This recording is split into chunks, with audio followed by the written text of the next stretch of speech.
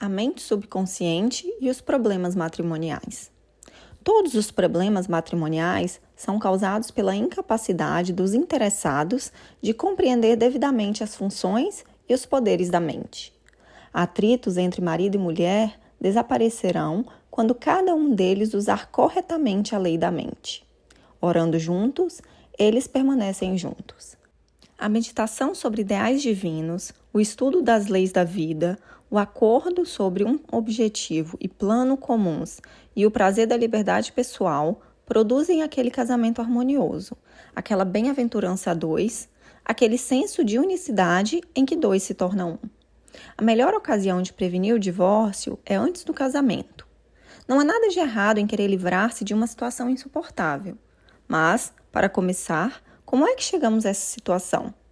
Não seria melhor dar atenção à causa real dos problemas matrimoniais, chegar realmente à raiz do problema? Os problemas de infelicidade, discórdia, separação e divórcio em nada diferem de todos os outros enfrentados por homens e mulheres. Suas origens podem ser encontradas na ignorância do funcionamento e inter-relação entre as mentes consciente e subconsciente. O sentido do casamento. Para ser autêntico, o casamento deve começar sobre uma sólida base espiritual. Deve ser do coração, e o coração é o cálice do amor. Honestidade, sinceridade e bondade são aspectos do amor. Os cônjuges devem ser inteiramente honestos e sinceros um com o outro. Não há casamento verdadeiro quando o homem casa para satisfazer o próprio ego ou porque quer o dinheiro ou a posição social da esposa. Essa atitude indica falta de sinceridade, honestidade e de verdadeiro amor.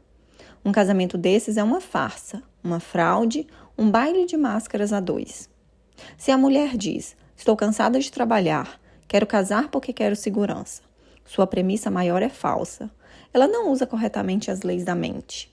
Sua segurança depende de conhecimento da interação entre as mentes consciente e subconsciente e respectiva aplicação. A mulher jamais terá falta de saúde e riqueza se aplicar as técnicas descritas nos capítulos deste livro. A fortuna pode lhe chegar independente do marido, dos pais ou de qualquer outra pessoa. Ela não depende do marido para ter saúde, paz, alegria, inspiração, orientação, amor, riqueza, segurança, felicidade ou qualquer outra coisa no mundo. A segurança e a paz de espírito surgem quando reconhece os poderes que nela existem e quando usa constante e construtivamente as leis da sua própria mente. Como atrair o marido ideal? Se você estudou os capítulos precedentes, sabe agora como a mente subconsciente funciona. Sabe que tudo que nela gravar será vivenciado no seu mundo externo. Comece agora a gravar no subconsciente as qualidades e características que deseja em um homem. A técnica seguinte é excelente. Sente-se à noite em uma poltrona, feche os olhos, solte-se, relaxe o corpo, fique bem tranquila, passiva, receptiva. Converse com o subconsciente, dizendo-lhe: estou atraindo agora para minha vida um homem honesto, sincero, leal, fiel, de índole pacífica, feliz e próspero. Essas qualidades que admiro estão mergulhando agora em minha mente subconsciente. Enquanto penso nessas características, elas se tornam parte de mim e são assimiladas subconscientemente. Sei que há uma lei de atração irresistível e que ela atrai para mim um homem de acordo com o que acredito no subconsciente. Atraio aquilo que sinto ser verdade em minha mente subconsciente. Sei que posso contribuir para a paz e a felicidade desse homem.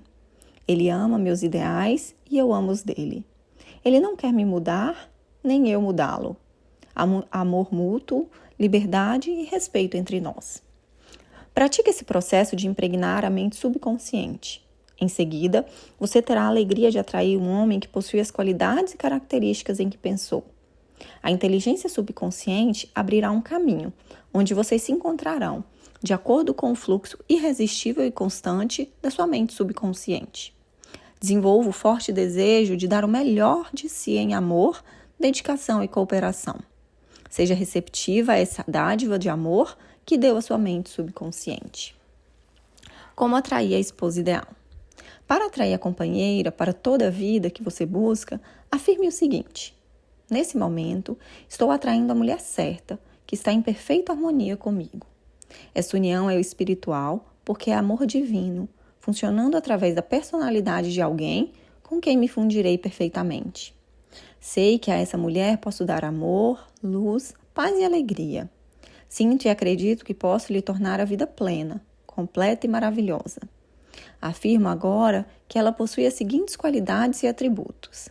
É uma pessoa espiritualizada, leal, fiel e sincera, de temperamento harmonioso, pacífico e feliz. Estamos sendo irresistivelmente atraídos um para o outro. Só aquilo que é inerente ao amor, a verdade e a beleza pode fazer parte da minha experiência.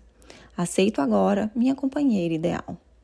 Enquanto pensa tranquilamente com profundo interesse nas qualidades e nos atributos que admira na companheira que procura, você constrói à mente o equivalente mental do que quer. Em seguida, as correntes profundas da mente subconsciente reunirão vocês dois segundo a ordem divina. Nada de cometer o terceiro erro. Recentemente, Sheila, uma mulher com anos de experiência como executiva, disse-me o seguinte: tive 3 maridos e todos eles foram passivos e submissos. Todos dependiam de mim para tomar qualquer decisão e dirigir qualquer coisa. Por que é que eu atraio esse tipo de homens? Perguntei-lhe se soubera, antes de casar-se pela segunda vez, se o futuro marido possuía um caráter semelhante ao do primeiro. Claro que não, respondeu ela enfaticamente. Se tivesse sabido que ele era tão banana, eu não teria querido nada com ele. E o mesmo aconteceu com o terceiro. O problema de Sheila não estava nos homens com quem casou. Era resultado da constituição da sua própria personalidade. Ela era uma mulher profundamente determinada, com uma forte necessidade de permanecer no controle das situações em que se envolvia. Em certo nível, queria um companheiro que fosse submisso e passivo, de modo a poder desempenhar o papel dominante. Simultaneamente, seu desejo mais profundo era ter um companheiro que fosse seu igual. A mente subconsciente atraía para ela o tipo de homem que subjetivamente queria, mas, quando o conhecia, descobria que ela não atendia às suas necessidades reais. Teve, por isso mesmo, que aprender a romper esse molde, adotando o processo certo de orar. Como ela quebrou o molde negativo? Sheila, no fim, aprendeu uma verdade simples. Quando acreditamos que podemos ter o tipo de companheiro que idealizamos, obtemos aquilo em que acreditamos. Para quebrar o velho molde subconsciente e atrair o companheiro ideal, Sheila orou da seguinte maneira: estou construindo e introduzindo em minha mente o tipo de homem que desejo profundamente. O homem que estou atraindo como marido é forte, poderoso, carinhoso, bem-sucedido, honesto, leal e fiel. Comigo ele terá felicidade e amor. Adoro segui-lo aonde ele me leva. Sei que ele me quer e eu o quero. Sou honesta, sincera, carinhosa e bondosa. Tenho talentos maravilhosos para lhe oferecer. Os dons da boa vontade, de um coração alegre e de um corpo sadio. Ele me oferece as mesmas coisas. É um trato mútuo. Dou e recebo. A inteligência divina sabe onde está esse homem e a sabedoria profunda da minha mente subconsciente está, agora, à sua própria maneira, nos aproximando um do outro. E vamos nos reconhecer imediatamente. Transfiro esse pedido ao meu subconsciente, que sabe como transformá-lo em realidade. E dou graças pela solução perfeita. Todos os dias ela orava dessa maneira, e essa era a primeira coisa que fazia pela manhã e a última antes de deitar-se. Afirmava essas verdades, sabendo e confiando em que, com o uso frequente da mente, obteria o equivalente daquilo que mentalizava e buscava. A resposta à prece de Sheila. Vários meses se passaram. Sheila saiu muitas vezes com pretendentes a namorados e teve outros encontros sociais. Mas nenhum dos homens que conheceu era o que procurava. E começou a perguntar-se se sua busca não era vã, a questionar, hesitar, duvidar, vacilar. Nessa altura, lembrou a si mesma que a inteligência infinita estava atendendo seu pedido à sua própria maneira. Não havia nada com que se preocupar. A sentença final no processo de seu divórcio lhe deu uma grande sensação de alívio e liberdade mental. Logo depois, assumiu um novo cargo como executiva-chefe de uma cooperativa de médicos. No primeiro dia de trabalho, um dos médicos mais graduados foi à sua sala e se apresentou. Ela estivera fora da cidade em um congresso médico, no dia em que ela foi entrevistada para o cargo. No minuto em que ele entrou, ela teve certeza de que era o homem por quem estava rezando. Aparentemente, ele também soube disso. Em menos de um mês, pediu-a em casamento. O casamento que se seguiu foi para ambos o ideal de felicidade. Esse médico nada tinha de passivo ou submisso. Era forte, confiante e sabia o que queria. Muito respeitado na profissão, ex-atleta universitário, era também um homem profundamente espiritualizado. Sheila teve atendida sua prece porque afirmou mentalmente o que queria, até chegar ao ponto da saturação. Em outras palavras, mental e emocionalmente, tornou-se una com sua ideia, que se transformou em parte integrante do seu ser. Devo me divorciar? O divórcio é uma questão extremamente individual. Não pode haver uma resposta válida para todos. Para começar, em alguns casos não deveria ter havido absolutamente casamento. Em alguns, divórcio não é solução. Pode ser certo para um dos cônjuges, mas errado para o outro. Uma pessoa divorciada pode ser muito mais sincera e nobre do que muitos indivíduos casados que vivem em uma mentira. Certa vez, por exemplo, fui consultado por uma mulher cujo marido a espancava e a roubava para sustentar seu vício em drogas. Ela fora educada para acreditar que casamento é algo sagrado e para sempre, e que o divórcio, em consequência, é imoral. Expliquei-lhe que o casamento autêntico é o do coração. Se dois corações se combinam harmoniosamente, carinhosamente, sinceramente, esse casamento é ideal. A atração pura do coração e o amor. Aceitando a explicação, ela soube o que devia fazer. No fundo do coração, sabia que não havia lei divina que a obrigasse a ser desconsiderada, intimidada e espancada simplesmente porque alguém um dia disse: "Eu os declaro marido e mulher". Se está em dúvida sobre o que fazer, peça orientação. Saiba que há sempre uma resposta em que você vai recebê-la. Siga o seu palpite que lhe chega no silêncio da alma. Você o ouve em momentos de tranquilidade. Partindo para o divórcio.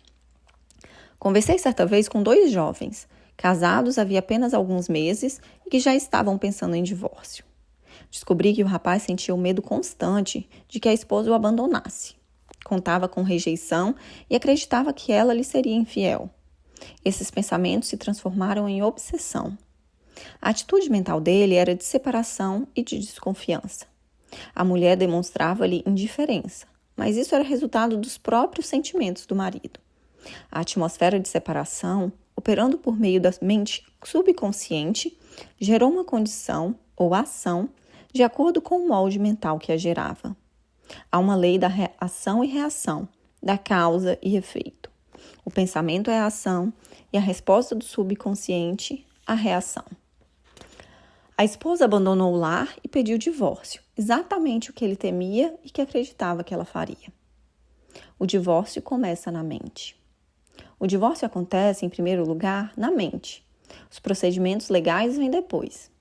Esses 2 jovens viviam cheios de ressentimento, medo, desconfiança e raiva. Tais atitudes enfraquecem, esgotam, debilitam todo o ser. Eles aprenderam, porém, que ódio divide e amor une. Começaram a compreender o que vinham fazendo com a mente. Nenhum dos 2 conhecia a lei da ação mental.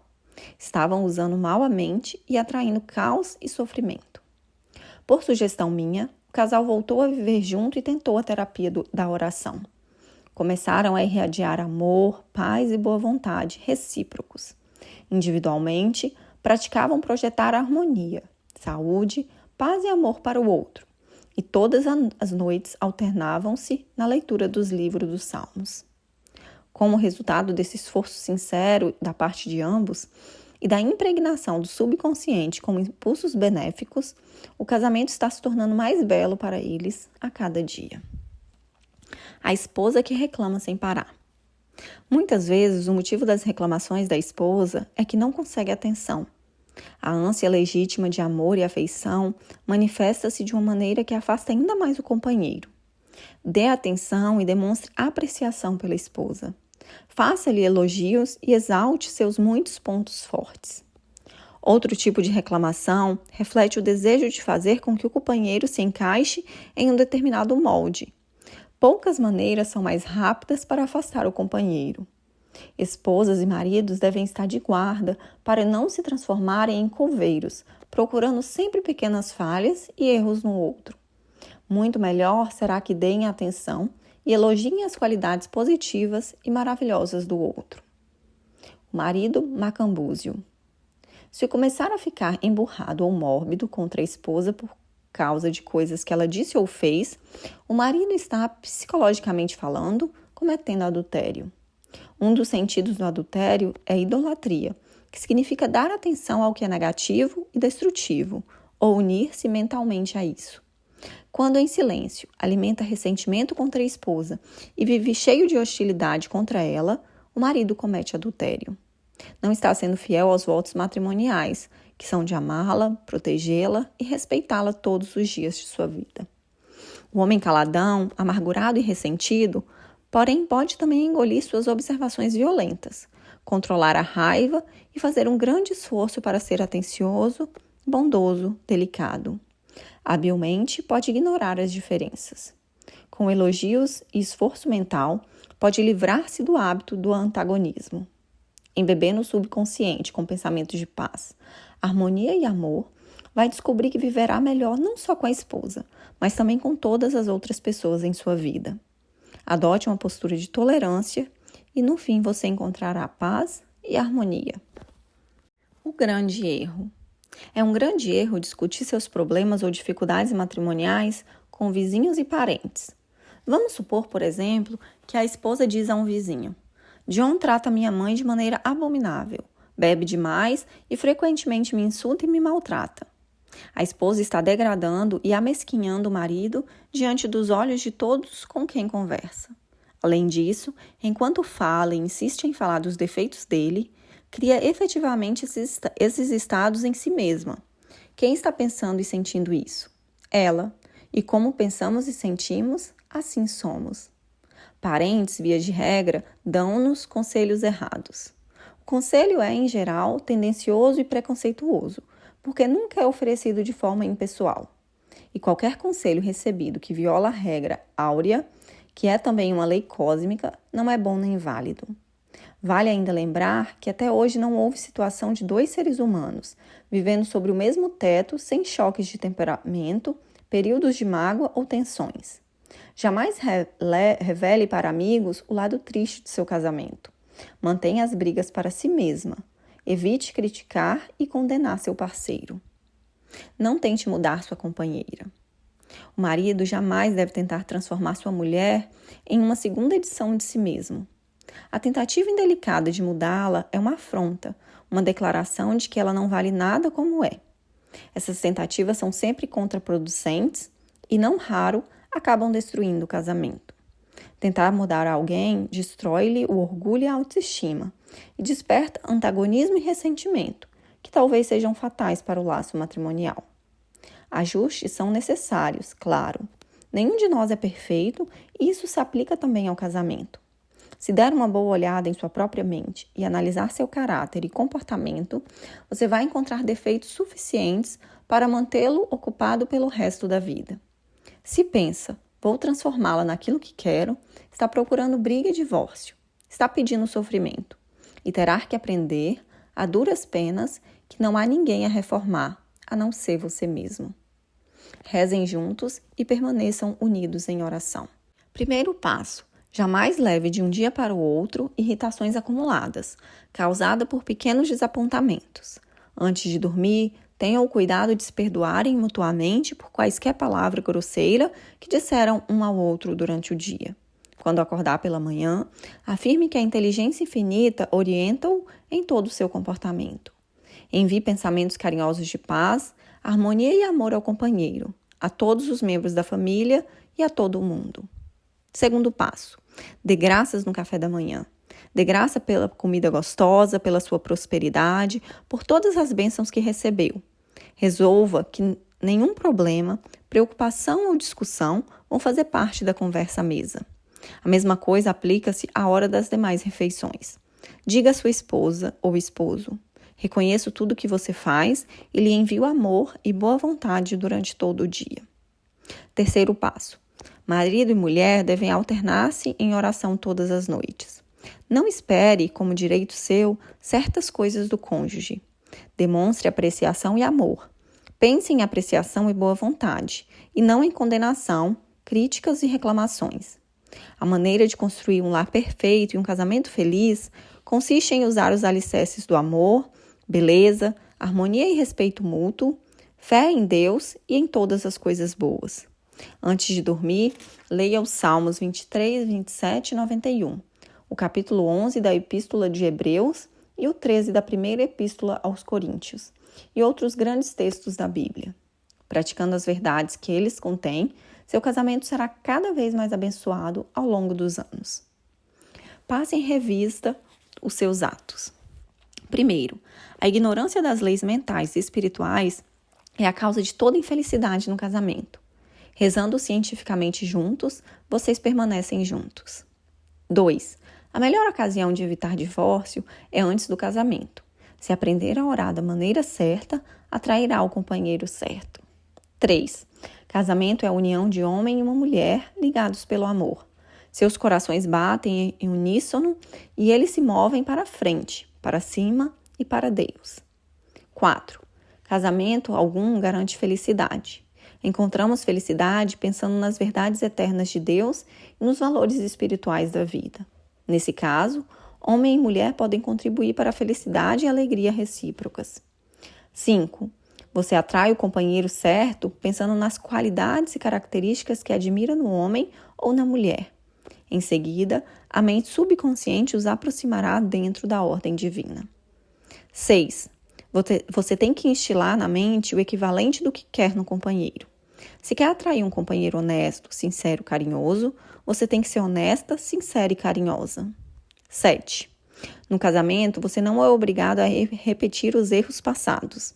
Quando realmente acreditar que conheceu o tipo de homem ou mulher que idealiza, sua crença se tornará realidade. Acreditar é aceitar alguma coisa como verdade. Agora, mentalmente, aceite o seu companheiro ideal. 8.